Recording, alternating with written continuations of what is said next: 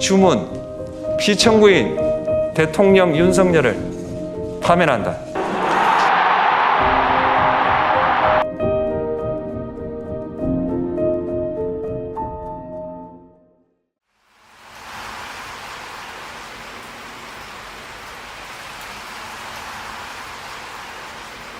대한민국 민주주의의 위대함은 헌법이라고 하는 그 자체에 있는 게 아니라, 제도에 있는 게 아니라 그 제도를 가지고 사는 우리 국민 스스로의 위대함이죠.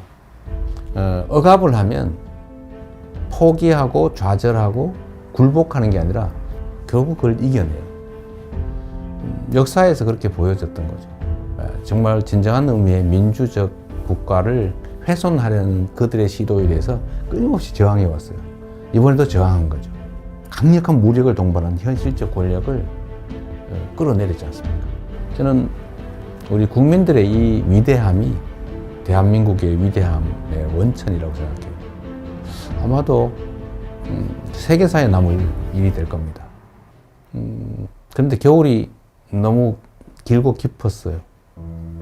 근데 그 길고 깊은 겨울을 결국은 우리 국민들이 깨고 나오는 중이잖아요. 아마 겨울이 깊었던 것처럼 봄은 더 따뜻하겠지요.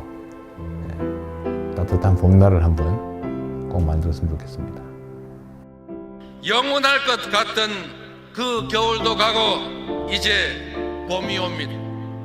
더 아름답고 더 따스한 봄을 우리의 두 손을 함께 잡고 함께 만들어 갑시다. 희망의 대한민국 바로 우리의 손으로 확실하게 만들어 갑시다. 여러분 고맙습니다.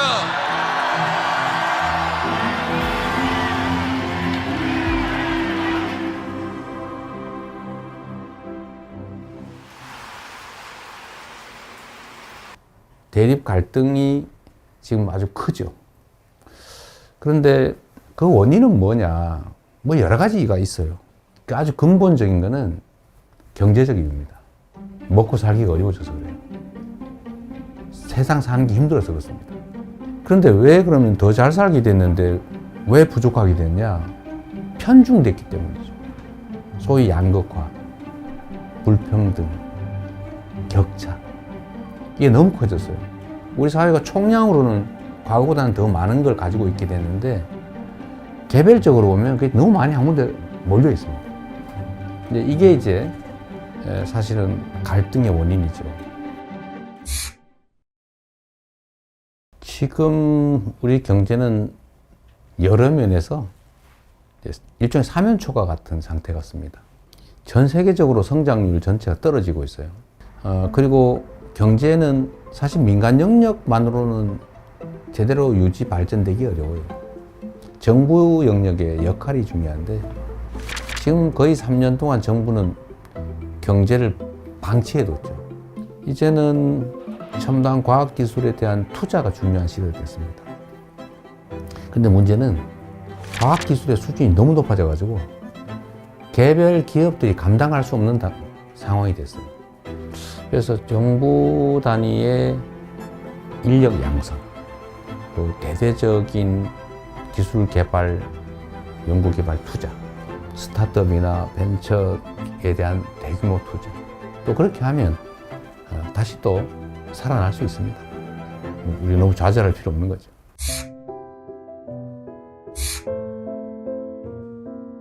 먹고 사는 문제가 가장 중요하다. 이거는 사실은 매우 기능적이고 물질적인 거예요. 고통스럽게 살지 않게 해줘야 한다.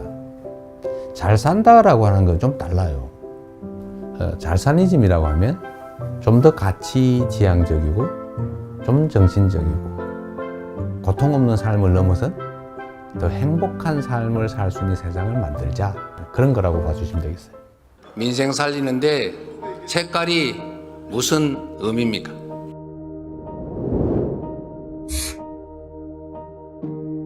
정치라고 하는 것은 현장이죠. 현장에서 국민들의 삶을 놓고 실제로 그 삶을 결정하는 거예요. 그게 빨간색이냐 파란색이냐 아니면 어떤 방법이, 정책이 누구의 생각에서 시작된 것이냐. 그건 특별한 의미가 없죠. 어떤 게 더 유용하고 어떤 게 더 필요하냐. 이게 최고의 기준이 되어야 된다. 제가 정한 원칙이 있어요. 대개의 공직자들의 태도를 보니까 중요하고 큰 일을 고민하느라고 작아 보이는 일들을 미뤄둬요. 그러니까 엄청나게 쌓여요. 공직자는 100만 명이 걸린 일이냐, 100명이 걸린 일이냐 하면 이 10,000배로 중요한 일이라고 생각하지만 100명이 걸린 일조차도 그 100명은 목숨이 걸린 거예요. 그래서 모든 일이 다 중요하니 작고 쉽고 간단하게 보이는 일을 최대한 빨리 해치운다. 그것도 큰 일을 안 한 건 아니에요. 그건 그것대로 고심하고 있죠. 저는 제 업무 책상에 서류가 쌓여 있지 않아요. 안 쌓아 놓습니다.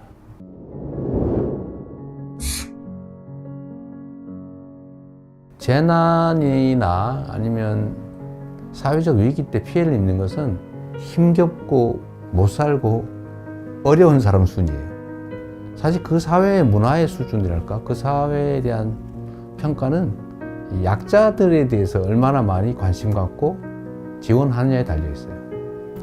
생명 안전을 유지해야 그 다음 단계, 더 나은 삶, 행복한 삶을 꿈꿀 수 있어요. 그래서 국민의 생명과 안전을 지키는 것은 정부가, 국가가 해야 될 가장 중요한 일입니다. 뭐든지 문제를 생각해 보면 우리가 조금 더 신경을 썼더라면 막을 수 있었던 사고로 보여져요. 누가 얼마나 체계적으로 신속하게 대응하느냐에 따라서 피해는 매우 적을 수도 있어요.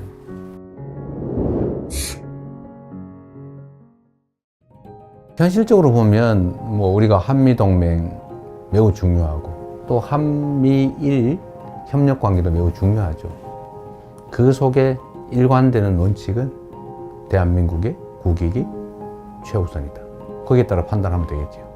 경쟁할 영역은 경쟁하고 협력할 영역은 협력하고 또 서로 갈등할 영역은 잘 조정하는 거죠. 특히 이제는 국가 간 경쟁이 사실 기업 간 경쟁과 거의 같아졌습니다. 그래서 기업과 정부의 역할 분담, 협력이 정말로 중요해요. 특히 국제 경쟁에서는 반드시 필요한 부분입니다.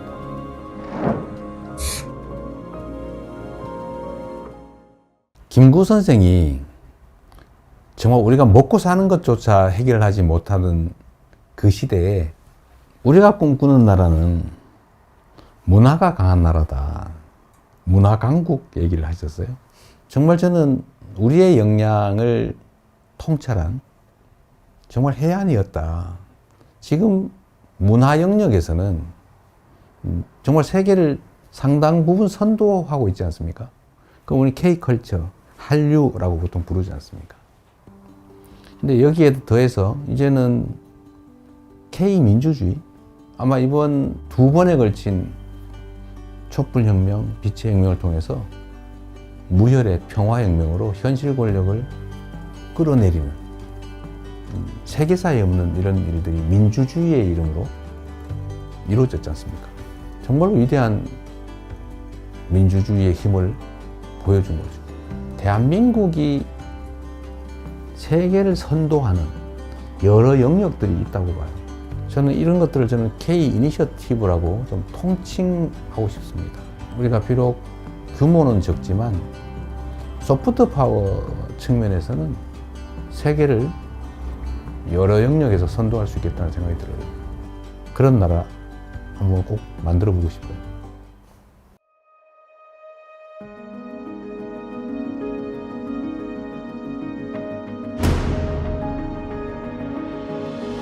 대한민국이라고 하는 이 국호, 국호에는 정말 큰 뜻이 담겨 있죠. 민국, 국민의 나라, 민중의 나라. 이 민자는 백성이죠, 백성. 흰옷 입은 사람들, 평범한 사람들. 이 평범한 사람들의 나라. 그리고 작지만 큰 나라. 많은 사람이 희망을 가지고 행복한 삶을 꿈꾸는 그런 세상이 봄나라 아니겠어요?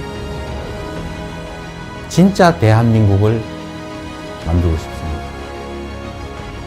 그냥 이름만 있는 대한민국이 아니라 진짜 대한민국.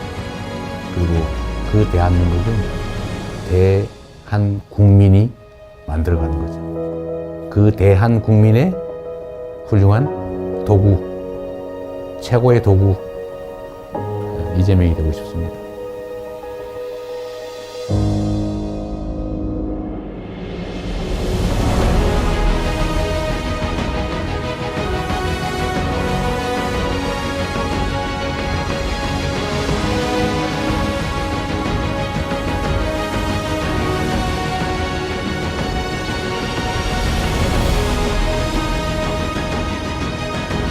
민주공화국 대한민국을 함께 만들어 갑시다. 여러분 고맙습니다.